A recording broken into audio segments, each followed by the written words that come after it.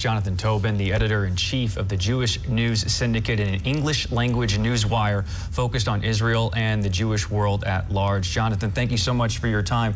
I want to get to the security question here in a second, but first, I want to look at next steps ahead. This complete siege that Israel is looking to conduct of Gaza.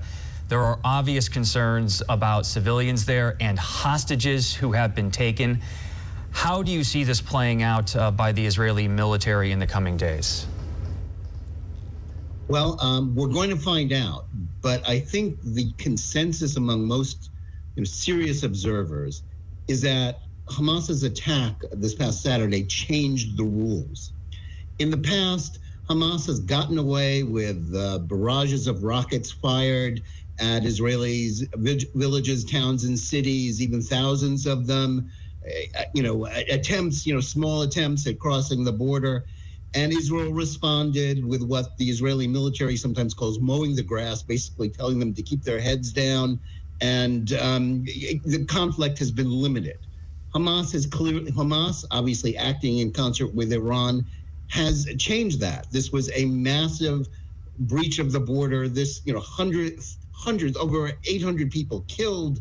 Apparently as many as 150 taken hostage, kidnapped, people murdered, raped. I mean, the images are horrifying. The Israeli people will not accept its government just saying, well, we're going to lob a few shells, we're going to knock down a couple of buildings, we'll try to make them pay a small price.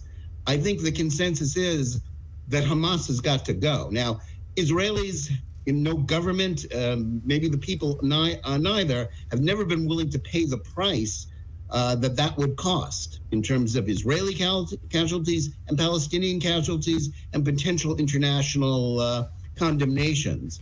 But I think it's clear that allowing Hamas to go on, allowing it to politically profit from these atrocities, to do so with impunity, would be, a colossal mistake. I don't think Benjamin Netanyahu, who has to worry about his legacy right now, I don't think he can afford to do it. I think he will have the support for doing something that will basically change the rules of the game and to make sure that Hamas can never do this again, and indeed to take out Hamas.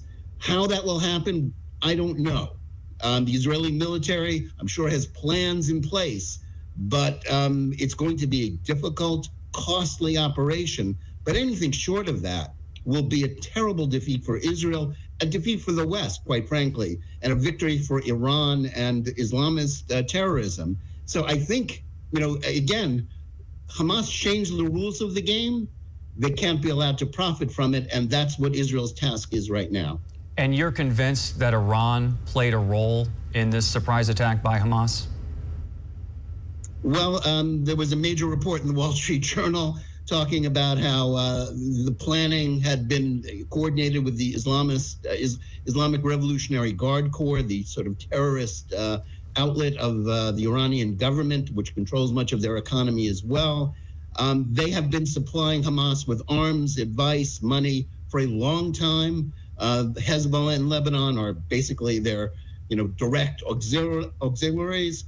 I think it's clear Iran was behind this, and their object is to prevent the Israeli-Saudi normalization, expanding the circle of peace between Israel and the Arab states. They may have succeeded in doing that for now, but whether the idea that they should be allowed to commit such atrocities with impunity and to go on ruling Gaza, quite frankly, as an independent Palestinian state in all but name, but as a terrorist state, I don't think, certainly from the point of view of Israel or the West, or really common sense, that can't be allowed to continue.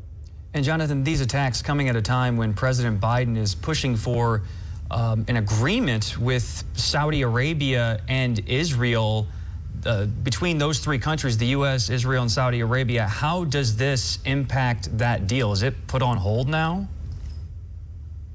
Well, it's put on hold for the moment. Israel and Saudi Arabia have a tacit alliance, an under-the-table alliance, without respect to the United States. In fact, The United States brought them together because of President Obama's Iran nuclear deal and a policy that, from the point of view of both Israel and Saudi Arabia, left them, to fend for themselves by reorienting American foreign policy. These two countries are cooperating out of their own national interests. President Biden has belatedly, in the last several months, tried to add on to the Abraham Accords in the first months of this administration. Nobody in the Biden administration would even say those words. And they need Saudi Arabia for the supply of oil because of the Ukraine war.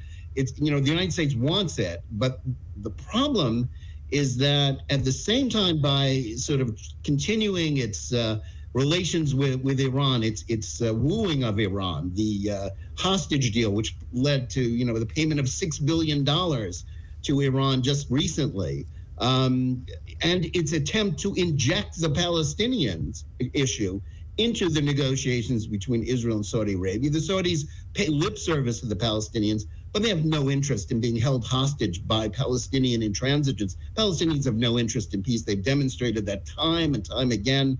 Neither the moderates of Fatah and the Palestinian Authority, nor the so-called militants of Hamas.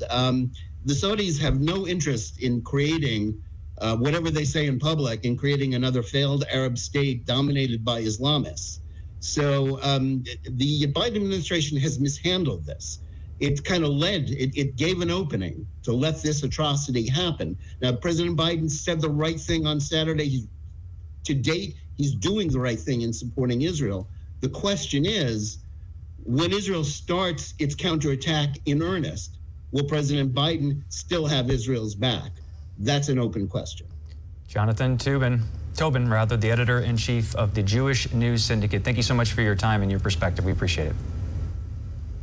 Thank you. Right now,